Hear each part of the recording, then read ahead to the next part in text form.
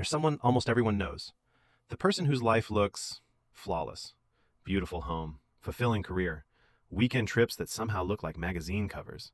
Every photo perfectly lit, perfectly timed, like a photographer is hiding behind a tree capturing candid moments. And every post ends the same way. Feeling so grateful, so blessed. And the annoying part? You can tell they actually mean it. Now be honest, how many of you have someone like that in your life? And how many of you feel just a little irritated by them sometimes? Yeah, that reaction is more common than people like to admit. But here's the uncomfortable truth. That tiny moment, rolling your eyes, comparing your life, thinking, why not me? It doesn't just disappear. It costs you something. One brain researcher found that even brief moments of comparison and envy, especially on social media, can quietly chip away at your mental well-being. Not in dramatic ways at first, but in slow, subtle ones that build over time. It feels harmless. It isn't. Because these moments are usually symptoms of something deeper. There are a few mental habits that tend to do the most damage, and most people don't even notice they have them. The first one shows up in how we think about ourselves. It's easy to slip into self-pity. Not just feeling sad, but exaggerating the unfairness of things. Why does this always happen to me? I shouldn't have to deal with this. That mindset feels comforting for a moment. It explains the pain, but it also traps you inside it. Because when your focus is locked on why things are unfair, you stop looking for what you can actually do next. The second habit is about how we think about other people. Sometimes, without realizing it, people hand over control of their lives. They say things like, I have to stay late. They make me feel this way. But one brain researcher pointed out something simple and powerful. Most of the time, it's still a choice. Maybe not an easy one, maybe not a consequence-free one, but still a choice. And the moment you forget that, you lose your sense of control. The third habit is about how we see the world. A lot of people carry this quiet belief, if I work hard enough, things should work out. And when they don't, it feels like life broke a promise. But life doesn't operate on fairness. It never has.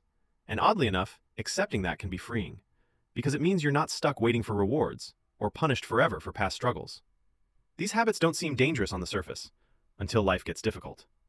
There was a woman who, at 23, thought everything was finally falling into place. Career started, marriage stable, future clear, and then suddenly, everything changed. A phone call, a hospital, a loss that no one saw coming. Grief doesn't arrive gently. It disrupts everything. Even for someone who understands it professionally, living through it is entirely different. And just as healing started to feel possible again, life hit again. Another loss. Unexpected, unexplainable. And in those moments, something became very clear. When life gets really hard, good habits alone aren't enough. The bad ones become dangerous. Because in pain, your mind looks for shortcuts. It wants to blame, compare, collapse into why me. But those patterns don't protect you, they weaken you. So instead of only trying to build better habits, this person did something different. They started identifying what mentally strong people don't do. Not just what to add, but what to remove. One brain researcher later explained this idea in a simple way. Mental strength works like physical strength. You can exercise all you want, but if you keep feeding yourself junk, progress stalls. The same goes for your mind. You can practice gratitude, discipline, focus, but if you're constantly comparing, resenting, or feeling powerless, you're undoing your own progress. So how do you actually change these patterns?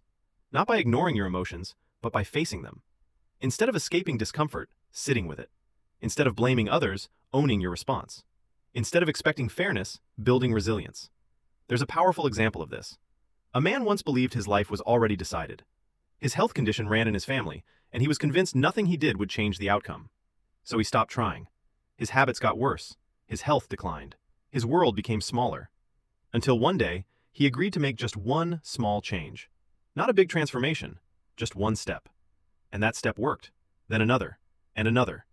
Slowly, something shifted. Not just his health, but his belief about himself. For the first time, he saw that change was possible. And once that belief clicked, everything else followed. That's how real change usually happens. Not through massive breakthroughs, but through small, consistent decisions that prove something new to your brain. So here's the real question. What are the quiet mental habits shaping your life right now? The comparisons, the assumptions, the stories you repeat. And more importantly, what's one small thing you could change today? Not tomorrow, not eventually, today. Because that's where momentum starts.